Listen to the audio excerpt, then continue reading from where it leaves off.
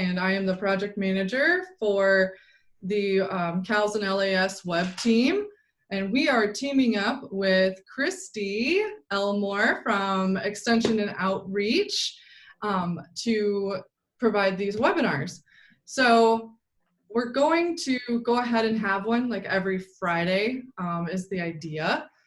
So whether it's one of us or maybe an accessibility coordinator, the accessibility coordinator, Cindy Wiley has stepped in a few times. She's given some great presentations, so she may be part of those as well.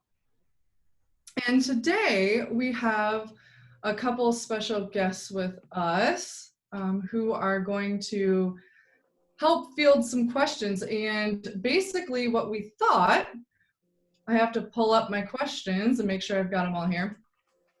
What we thought was it would be nice to have sort of a on video but podcast style kind of conversation where we interview a couple content editors who have larger websites, who have dealt with the same pain points and things that you're dealing with, I'm sure. So we have with us today, I'll let them each introduce themselves a little bit. We have Tracy Knight and we have Julia Baker. So I'll go ahead and let Tracy introduce herself first, and just please tell us kind of, you know, a little bit about you, what your role is, like what website or websites you're managing, and then we'll let Julia do the same. So Tracy. Thanks, Anne. Happy to be here today. I work for Extension and Outreach, but I have the honor to work with many IT groups across campus. And my role as a part of the Ag and Natural Resources Extension Communications team is to serve as often a website manager, but sometimes just kind of a liaison between IT teams and then our content owners or content authors. So one of my key sites or bigger sites is the Integrated Crop Management website.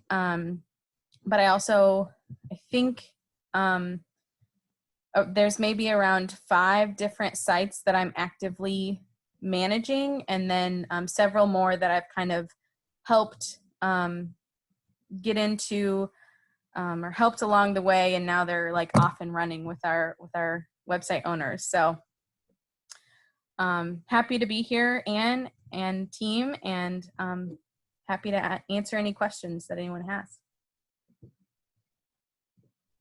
Thank you very much, Tracy. And so after we do answer or ask them questions, we'll have a Q&A time as well, so that you can ask Tracy and Julia some questions. Julia, would you please introduce yourself and talk a little bit about the websites that you're working on? Yeah, so I am Julia Baker, and I work with the Natural Resources Extension team. And I was brought on about a year ago to help with various projects with the team members. But one of my major projects was to bring together our 4 major categories in natural resources. So before I was brought on, fisheries, forestry, water quality, and wildlife all had their own separate websites.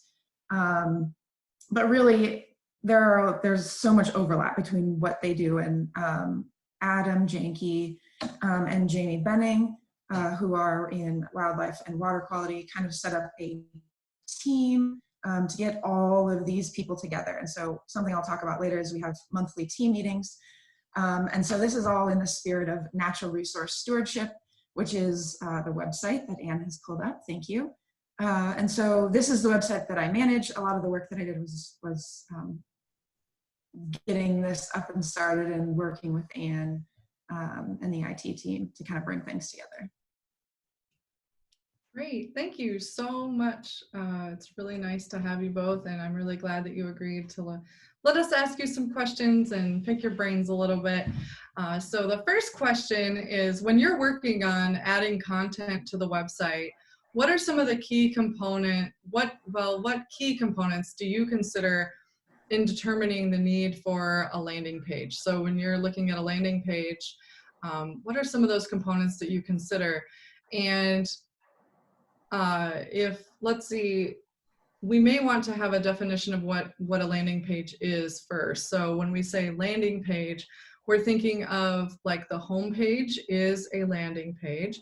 Sometimes there are various forms of landing pages, like maybe an academics landing page, perhaps a certain topic you have a landing page for. So without kind of unveiling and stealing the thunder here, I would like either one of you to kind of go ahead and talk about that. And if you would like to share your screen, or you want me to just point to anything on your websites, I would be more than happy to do that. I can start with that. Being that I am definitely still new to some of this, I still consider myself new, even though I've been doing it for a year. The landing page thing was something that we struggled with, like the terminology. What do we make a landing page? What do we make an article? What do we make? How do we present this information? And right now, I think our team has kind of come to the conclusion that landing pages are kind of a hub of info, and they help people get find the resources that they need. So actually, Anne, if you want to click on our problem wildlife, if you have wildlife, and then there's the drop down and problem wildlife. So this is a landing page. Problem wildlife is one of the most popular topics that people come to our website for. And so you can see this is a page, and this page links to many, many, many articles on topics that are all about this same thing. So that moles page that Anne clicked on, that is an encyclopedia article. So articles for us are more, they cover more detail about a specific topic, and the landing pages help people find the topic that they're interested in and get to all the information that we have about that topic. Excellent. Yes. Tracy. Absolutely. I'm going to build a little bit on what Julia said.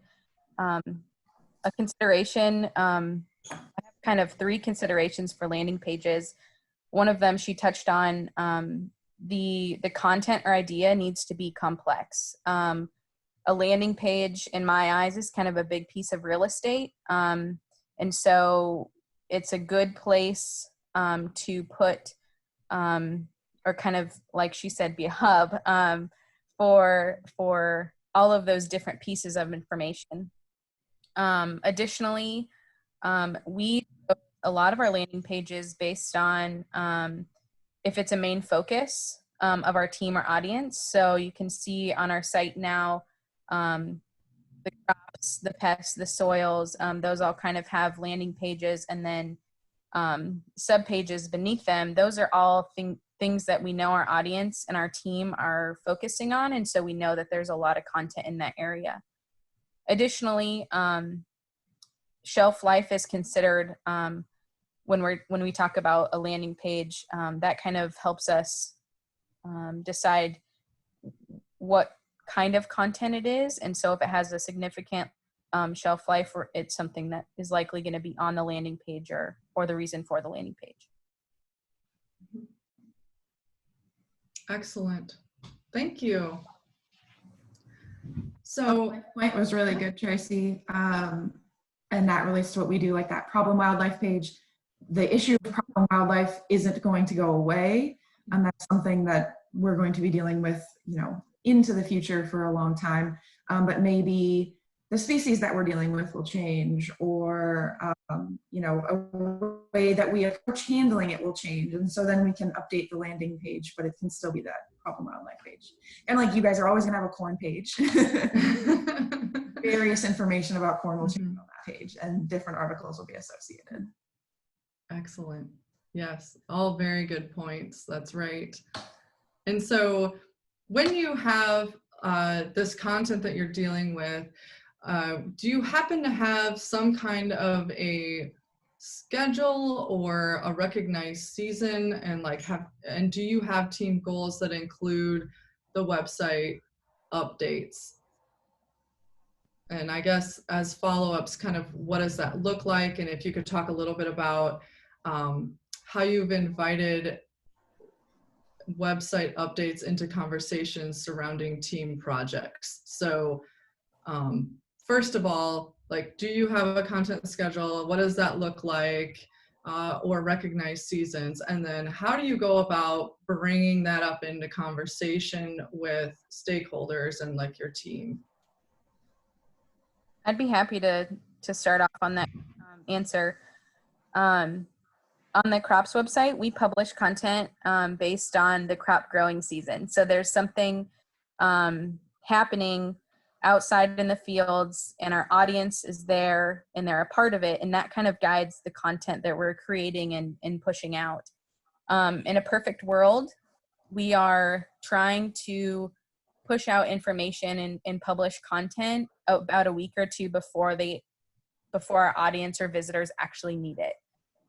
So it's a little, we do a little future forecasting for them, just so we can be sure that they get that information sooner rather than later. And that second question that Anne had, we have a pretty large team. With the crops team, there's about 45 people at any given time. That fluctuates. And so kind of our process to invite updates or changes to the website, we welcome any suggestions or updates or ideas for new features at any time. However, the suggestions are kind of collected and prioritized, and certainly we consult with our IT support team to determine best direction and kind of, is this something we want to pursue at this time? And we have assigned like 2 decision makers for our team, and so those 2 folks are really, and I'm one of them. We kind of really try to make decisions based on what's best for the website, what's best for visitors, does this make sense, that kind of thing. Yes, wonderful. And that's a great point to discuss, especially, and to think about when you have so many people, like you said, it could be 45 people or so that may have an opinion on the content. And so essentially having a couple folks that lead that in decision-making process, I can imagine really helps to have some consistency and give people more or less that feeling of organization. Absolutely. Okay, Julia, what about you? How do you, you very recently jumped in very quickly.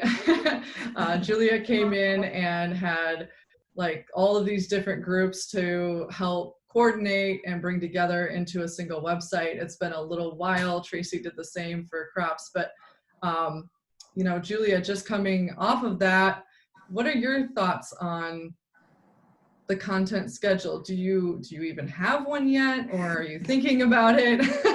And then how do you go about bringing it into your conversations? Yeah, so I mentioned kind of in my intro, we have monthly team meetings. Our team is a little bit smaller than the group that Tracy deals with.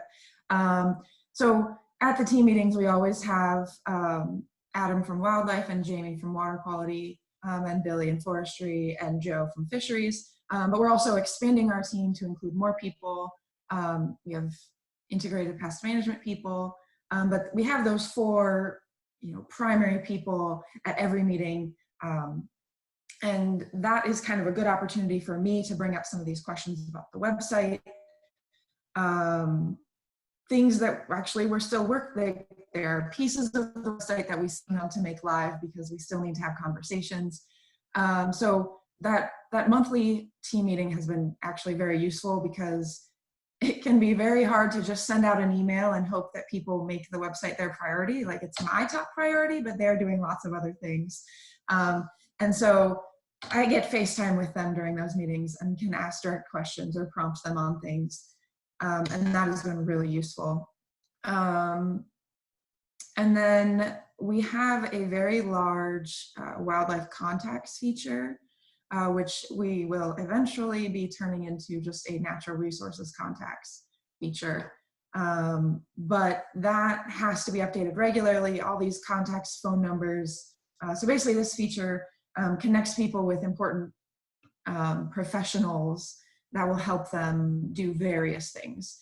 And so all of these contacts need to be updated based on, job changes, or if someone no longer is certified or new people become certified.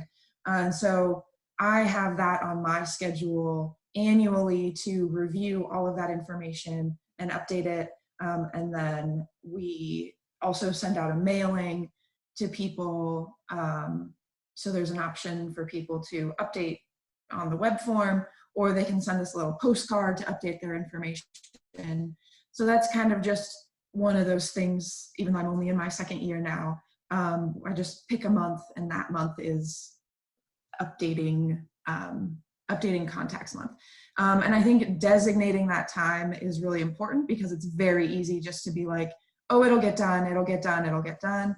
But if I say, the third week in March, this is what I will be working on, I can block it off on my calendar, or, something like that. And that makes it happen. I think that covers most of our scheduling. We're definitely still coming together as a team. And so I think as we develop more, there may be times where I, say I want to have a specific meeting with a specific someone so that I can, maybe I'll schedule a specific meeting with Jamie, so that a regular meeting, so that I can make sure we do water quality things every couple months, or fisheries things every couple months. But that's kind of still in development as we're still trying to get everything together.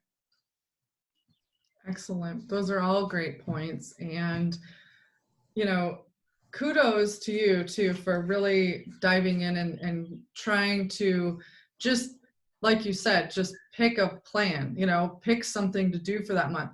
I know that when one of the best pieces of advice that I was given early on in career was, and especially working with websites and this kind of thing, is you really kind of have to give it a year or a season, like see what happens when, and take notes and figure it out, and then the next year it gets better, right? So sometimes people will say, I don't know, and they'll just kind of hum along, and it's really a great tactic to just dive in. Like, just picking something is better than picking nothing. And so great, that's great.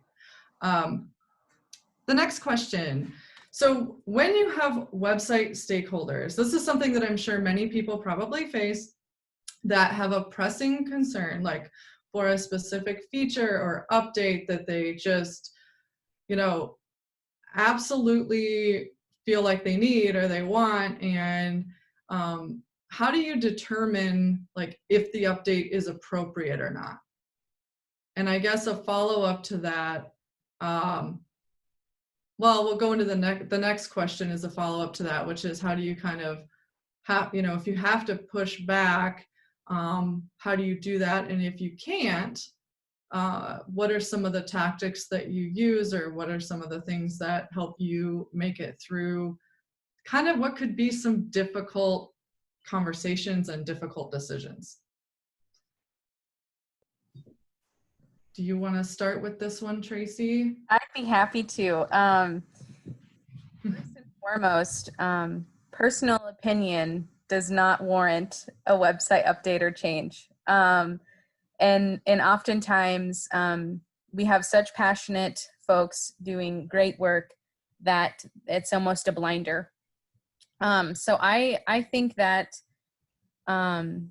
there are three things that determine changes or updates or new features for me.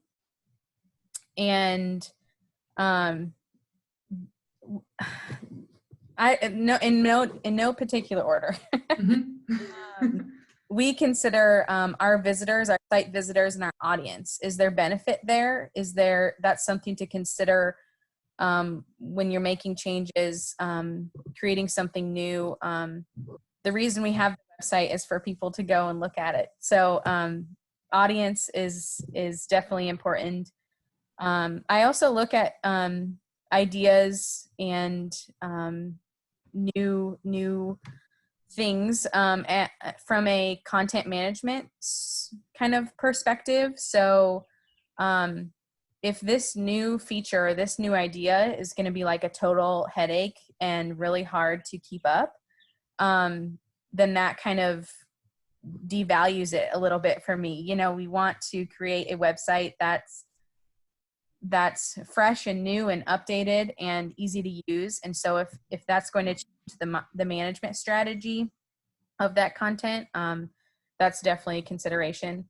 And because it happens so often, we really need ideas or changes to be backed or by a little bit of buy-in from multiple people on our team. Because we have such a large team, it's hard for us to entertain just the one-off suggestions, emails, hey, I thought of this and I think it's important.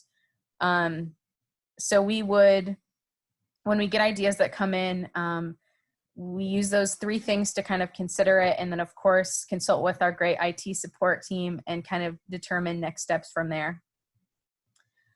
Anne mentioned a little bit, kind of like a secondary question. What do we do if we have pushback? Is that correct, Anne? Yeah, so if perhaps, well, the first thing is, can you talk a little bit about how you kind of start that conversation, or perhaps what are the tactics that you use to really portray to somebody, thank you, but no thank you, or is there anything that you do to help them through that process? And then after that, if perhaps you go through kind of your series or your checklist and you're like internally, you think about it as, your decision makers, this is really not something we should do. However, it's coming from a stakeholder that we're just going to have to, like, have you had that situation, and how do you deal with both kinds of issue? Sure. I think this ties in well with kind of my 3 points, the audience, the management strategy, and the buy-in. It's when there is pushback, I think those are the three things that I look at. And those are the three things that if I need to justify an answer or justify a decision, these are kind of the three pillars of justification that I'm going on. And also I think I'm, in most cases, I'm confident and open to further discussion on any kind of pushback. I think that great communication can go a long way. And especially on the crops team, there is a understanding that we're all experts in particular areas of expertise. And so I think they're very respectful and open to the idea that because I'm managing many websites and have gone down this road many times, that I'm the expert, and then that my opinion matters in terms of website decisions. So I think, in some cases that's maybe not the environment, but for me, I've been, I think, really supported and trusted with website decisions. Great. Thank you. So Julia, what about you?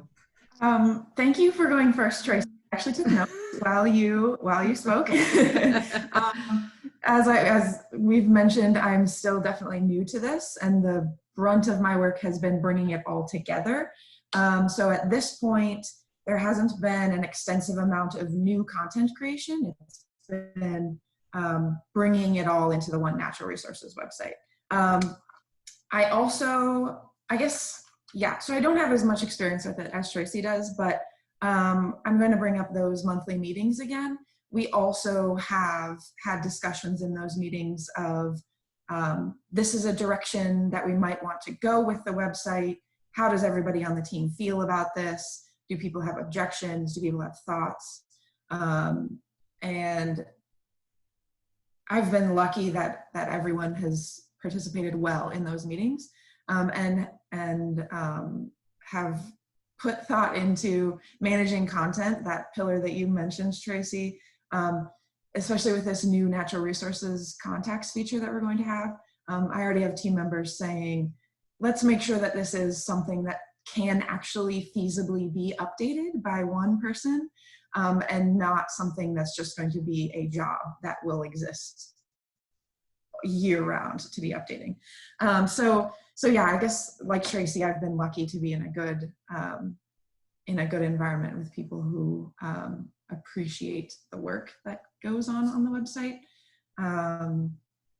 and haven't had to deal with too much pushback or anything like that. That's great. And, you know, I appreciate that. And I appreciate the honesty and the just graciousness that you both have, because you're coming both from really two different perspectives. And that's really why we wanted to interview both of you today, because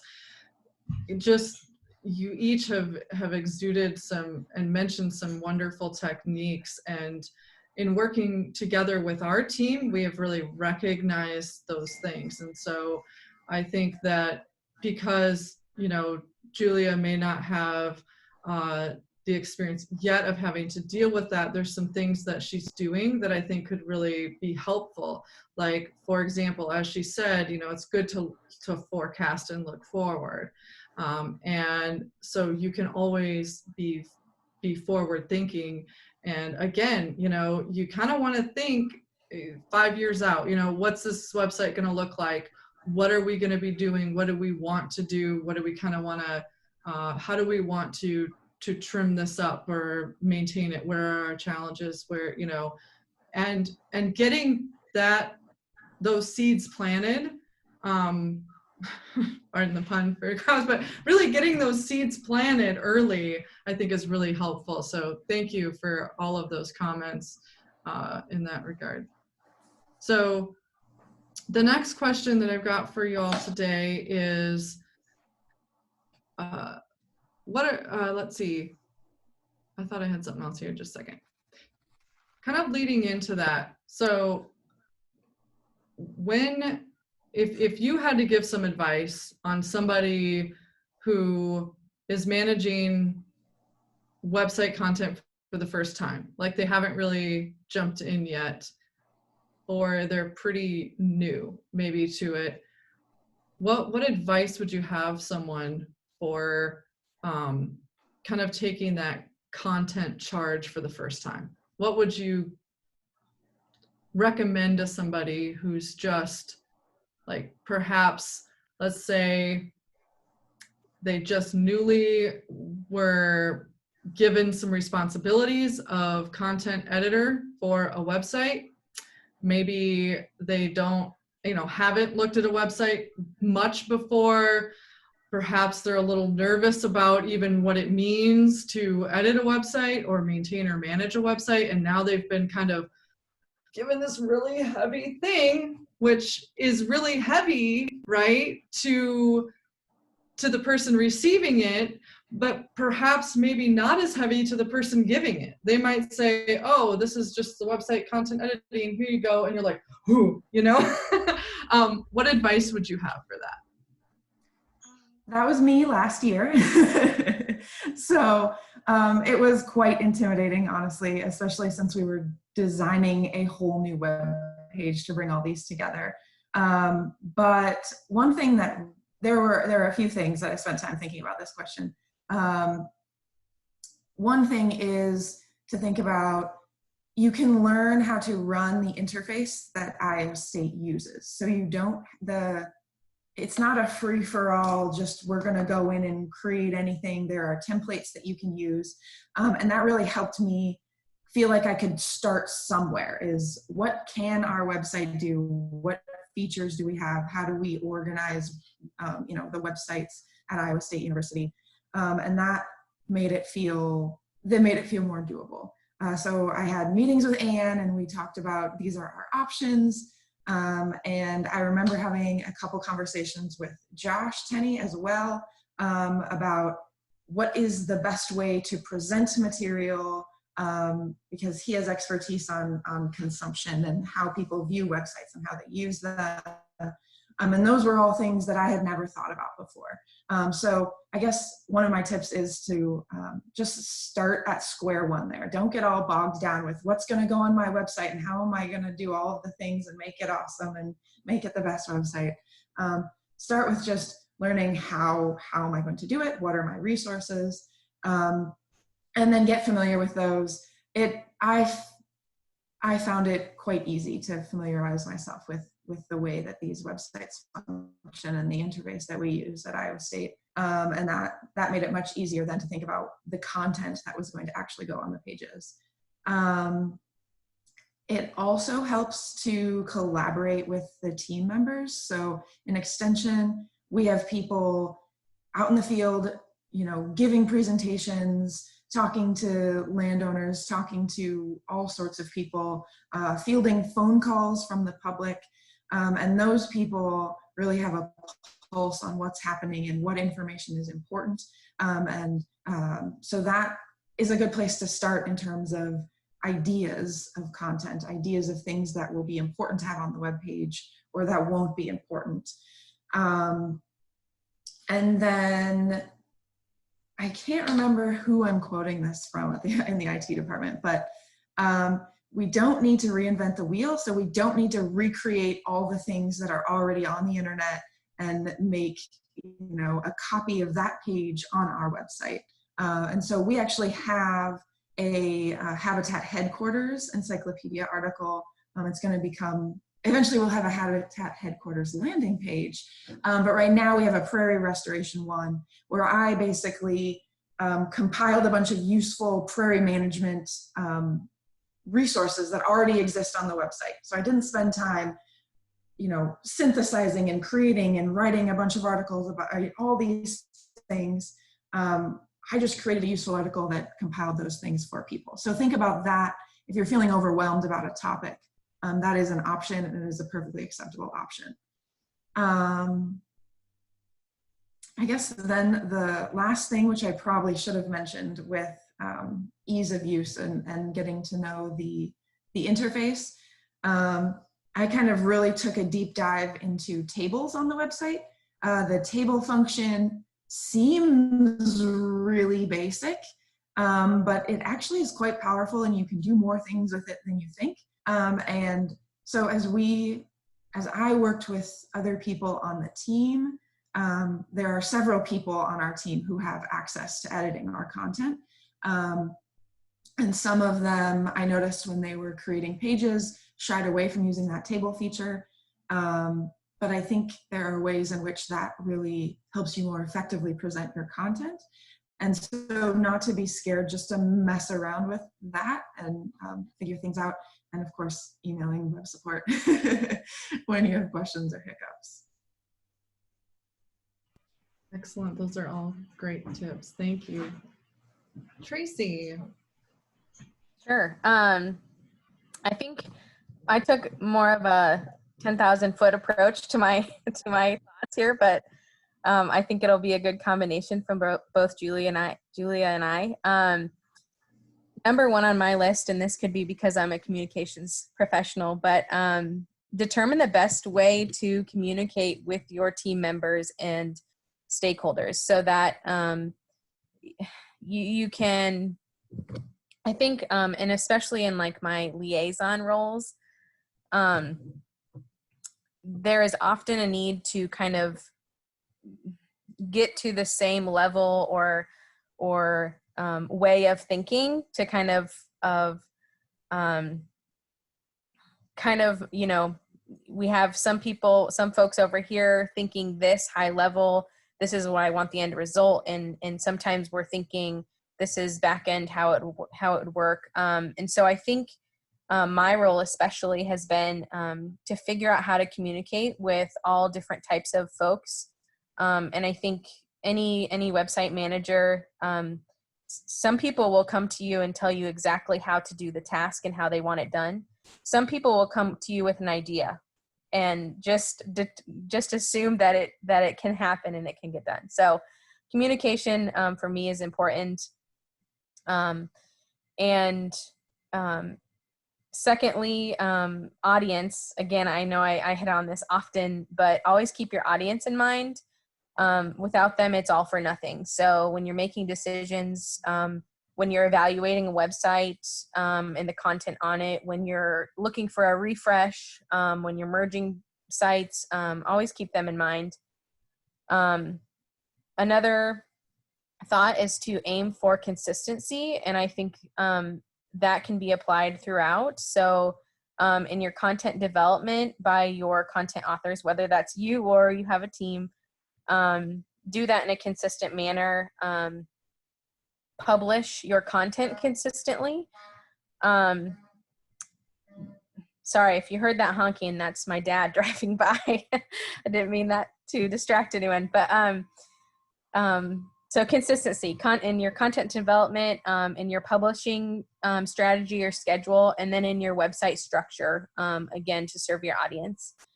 And I thought I'd just add this last one just for fun, because I know some of my IT support folks are on.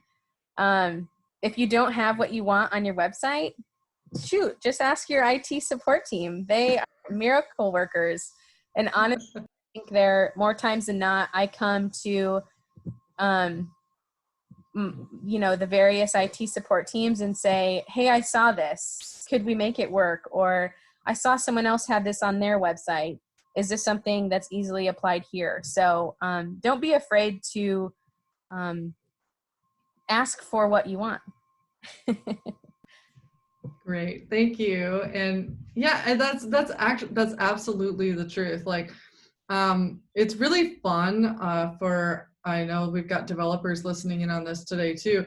It is really nice to be able to see an example. So it's great if you're out, you know, looking at a website. It could be for something completely different and random for your own self, you know, and you're like, oh, this would be really helpful on the website I'm managing. Maybe we could think about this. It's great to see that example, and it's great to really talk through that. So absolutely. Great tips. Wonderful advice. Thank you. So if you had to really kind of like hone in now, like if you had two priorities when you're looking at the most important aspects of website management, what are the top two things that you would recommend are the priority?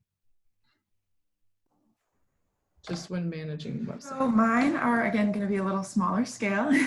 The things that we really think about are keeping things up to date. So making sure that I'm posting events as they come in so that they're available on our website. And like I said, updating those contacts. We want to make sure that our content is up to date moving forward. And then another priority that has kind of developed over time as we go is I'm really learning about providing connectivity across our pages. So if you're on this page, it's useful at the bottom to have additional resources or additional links that take you to another page that we have. Or if we're seeing a lot of people come to a certain page, it's highly used, I can be like, well, what else would these people maybe want to find on our website if they're asking this question, and add some extra links to those pages to help them find the resources that we have. So yeah, those are the things I think about it most, are keeping things up to date and keeping things connected. Excellent. Those are great tips. Thank you. Tracy. Two things for me. Know what you have on your website and review it often. So for me, that includes just like a general inventory of what the heck do we have and where is it at? And then reviewing broken links, keeping those updated, and the actual content, the information that we have on our webpage, the keep it new and fresh, and we're in the process, and there's kind of a pipe dream of mine if we can have like an updating process or review process. So every once in a while, go in and make sure, confirm that that information is still valid and it's something that we want our visitors to see. And then unpublishing content that doesn't make sense anymore, it's kind of outdated, or the management practice has totally changed from 10 years ago. And then second tip or priority is, of course, audience. Consider your audience in all decisions that you make. And I do that, and I think we'll get into analytics in a little bit, but analytics tell you a lot about what your audience likes and what they don't like. And so that's something to take into consideration when you're trying to figure out your audience. Also, you kind of create your ideal audience, kind of manifest this idea and create content that would be useful for them. So those are my top two. Excellent. And that leads us right into analytics. I think we could go ahead and jump into that question. So what type of website analytics data do you consider are most, important to you? And go ahead, Tracy, if you wanted to start with that. Yeah, I'd be happy to. I think a lot of it has value, and I use a lot of different analytics for different decisions. Two things that make me feel, or that I look at and I think, wow, we're really hitting the nail on the head here, is unique visitors. So we have a goal, and I imagine others have similar ones, that we want to serve our audience that we know is there, that are like lifelong lovers of your content, but also we want to serve those folks that are just now hearing about us, are brought on to our website because of this really popular new article or blog post. So that's always a really interesting number to me, unique visitors. And it kind of gives me like a sense of, okay, cool, we are reaching new people in new ways. And then total page views on well-performing pages. So it's easy to determine what topics for us are popular and if we should revisit them on a timely manner, if we need to make them more robust, if we need to kind of create more of a series of content. So page views kind of help us make those decisions as well. Great, thank you. Julia, so you've been, I think, receiving analytics just for a little while. So when you look at them, what do you like to look at the most? So Tracy touched on some good points. I haven't spent a lot of time really getting familiar with our analytics, although I do check them as they come in. I spent a lot of time looking at analytics when we were bringing over the forestry content. And so I was looking at old analytics for the forestry website for before it became our natural resources website.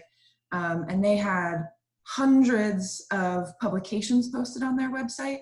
And so I spent a lot of time looking at those analytics to determine which of these publications should we actually bring over to the new website, and which maybe were only downloaded once in several years. Can we maybe retire those and move them off, or not spend the time migrating them? So that was kind of how I got introduced to web analytics. But then I think the extension team likes to think of the website and use it in a way that helps manage how they're interacting with people in sort of a different way that Tracy talked about. Obviously, we want accurate, consistent messaging to be presented, and that's an important function of a website. But we don't spend, at this point, we don't spend a ton of time, counting the number of clicks and counting how many hits this page got, because one function of our website is to have a location for commonly answered questions. So our extension people are getting lots of calls about specific questions, and they see the same topics popping up over and over. And so that drives a lot of the information that we put on the website. And so I guess the point I'm trying to make is that the analytics are important, and they're useful to some extent, but they aren't necessarily the end-all be-all of how we make decisions and what information goes on the website. Yeah, I hope that makes sense. Yes, that's wonderful. And I think, it's like you said, so there's a couple things there. Number one, really looking at analytics when you're updating a website or building a new website, merging them together. That's one great point there. But then also, it is okay. I mean, you're still trying to get your footing or your ground. I feel like you're working really hard to get that kind of base, like information that you're striving for, so that you can kind of compare analytics. I will say, however, both websites are getting significant traffic. The websites from both Tracy and Julia are, I'm looking at some analytics now, even are quite high, especially given that the natural stewardship website is, we'll say it's fairly new. I mean, it's fairly new, has high traffic. So it's just great, and it's great to be able to watch those. And I know that natural stewardship will get to that point, like Tracy was mentioning, where you look at those unique visitors and things to help drive some of those decisions more and more as it gets to that level that you all are looking to get. Because I know you're working on getting the information there and you want to get it all there too. So great. The last question is really, I would like to know how you look at website accessibility and keeping your website accessibly compliant. When you're editing, what are some of the things that you're focusing on to try to keep that content compliant? My answer will be quite quick.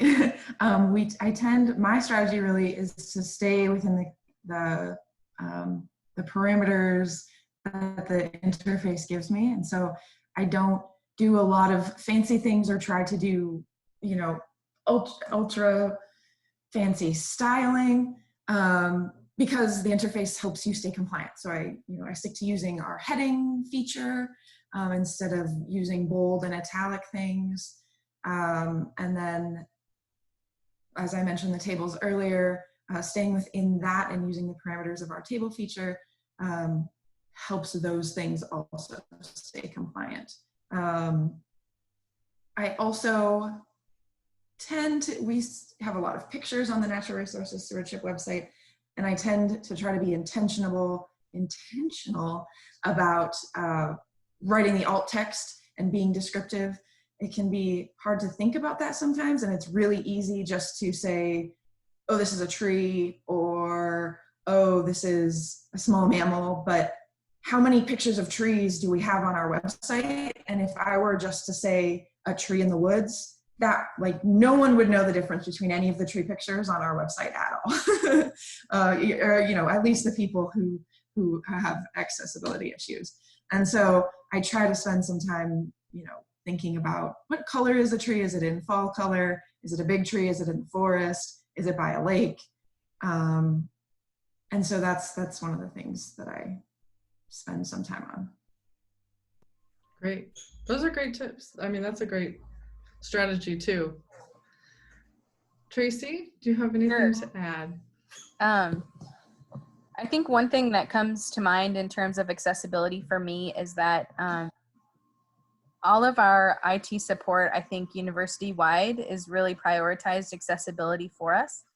And so I think they're allowing us, by creating these templates and doing the work that they have done to kind of give us this shell of a website that we build, has really allowed us to come out like a step above what I would assume other folks at not at this university have to start with. So I just thought I'd mention hats off to all of our IT support that are prioritizing accessibility. I think that all gives us a good jump start. And some quick things that came to mind in terms of things that I do, especially as a content editor. So I'm not often an author, but I am editing what folks are putting up there. Image alt text, use of headings, and descriptive hyperlink text. Those are kind of three things that I look for on a very regular basis that are kind of, if we could at least have this, we're in a good place. So excellent. Yes. So wonderful. That leaves us in a great time. We've got a few minutes left for Q&A. So if folks that are participating with us today, there's several of you here. If you have a question for Tracy and Julia, please go ahead and type your question in the chat, or you can unmute yourself and you can ask the question directly. So don't be shy.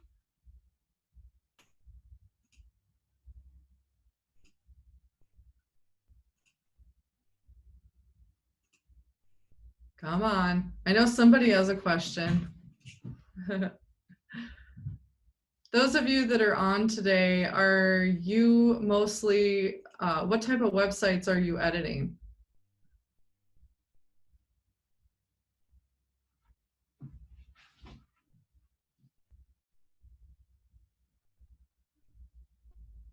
Let's see. Okay. Thank you, Anne. And where is the best place to find out more about tables? So A user direction place for tables. I know we have a good website that tells us how to use them. yes. I spent a lot of time messing around and right clicking and yeah. Yep. So Julia is using the both websites are using the luggage platform, and I know that extension, even at the extension level, is in a lot of places using the same general platform as well that we are. So let's see. I was just going to. I'll put the link in there because I've got the tutorial here, and I'll just link it in the chat. The one thing I will say about tables is, there you go. Thank you, John Rick. He's so fast. I was just about to hit paste. One thing I will say about tables is that it's really nice for them to be accessibly compliant to assign your headers for your table. So is it for example, is it the top row, or is it the first column, or is it both? And Sarah is our front-end developer, and Christy is also front-end developer, who have worked hard to kind of help make those tables responsive. So yeah, I wanted to chime in on tables too. Yes, please. And I didn't introduce myself in this, but I've gotten name dropped a couple times. So I'm part of the LAS Cal's web team as well, and I try to answer content questions. So as far as tables go, Julia uses them in pretty effective ways in some places. And just like Anne was saying, the main concern I'd say about using them is try to add your labels. That will help keep them accessible. As far as using them for layout in general, I would say have caution. In fact, I'd probably lean toward not doing that most of the time unless absolutely have to for some other reason.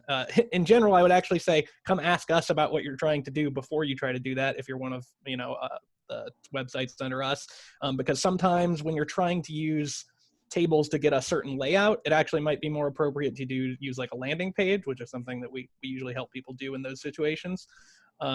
Because using it to try to get like 3-column layouts or something, that's not the way you want to do it. There's better ways to accomplish things like that.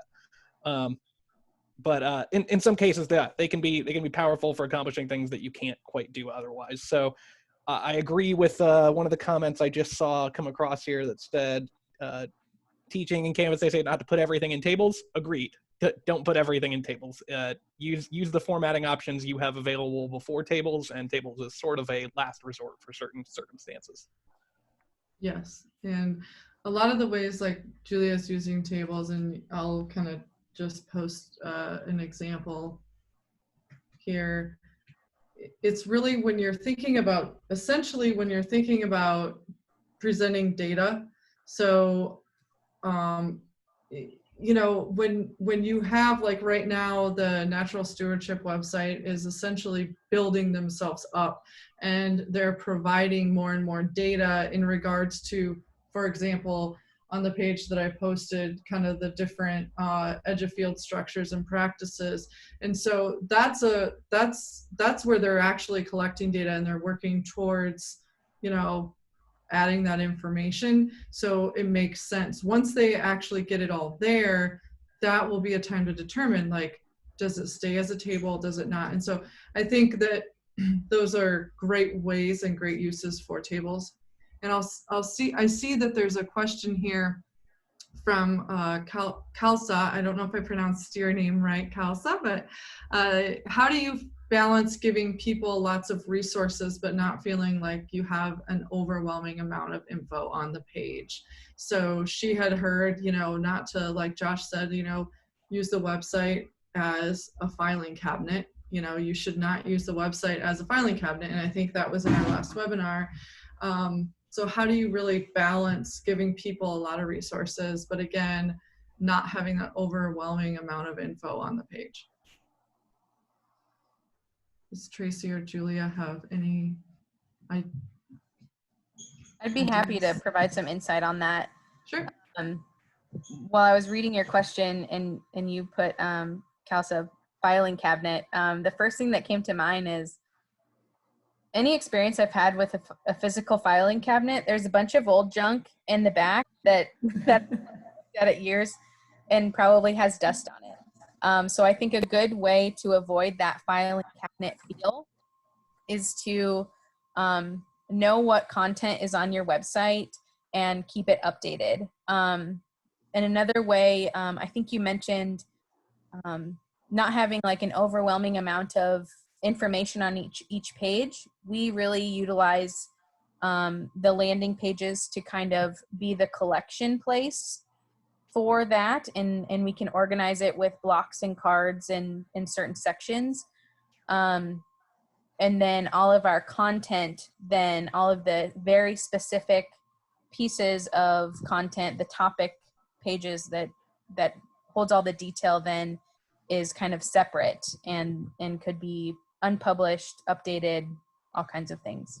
I don't know if that answers the question, but those are my thoughts. Did you have anything else to add to that, Julia? Not really. I guess I think we are working on, when I think of a filing cabinet, I think of all these PDF files that we've been trying to sort through. And so when we're presenting information on a page or an article, I think we tend to write about content and then have links to additional information at the bottom, so that people can feel like they can read a cohesive article. Even with that Prairie Restoration Habitat Headquarters page that you shared with everyone, Anne, look at that. It's not just a page with a ton of links on it. I added some narrative to it, so it feels a little more like you're learning something from it. Yeah, I think that's all I have to add for that. Mm-hmm.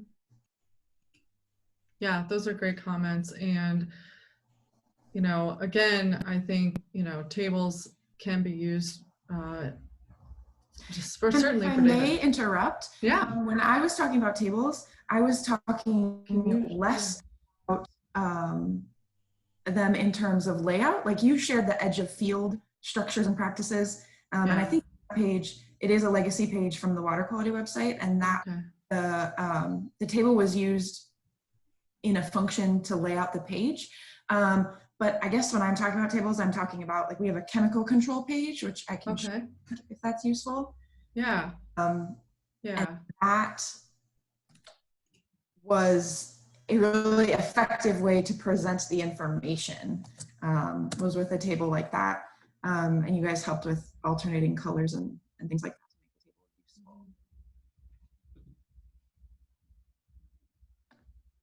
So thinking about tables in terms of presenting information, not necessarily in organizing your page. Yes. So this is better. This is more of like an example. And I kind of grabbed a table because I was trying to like find something that I thought.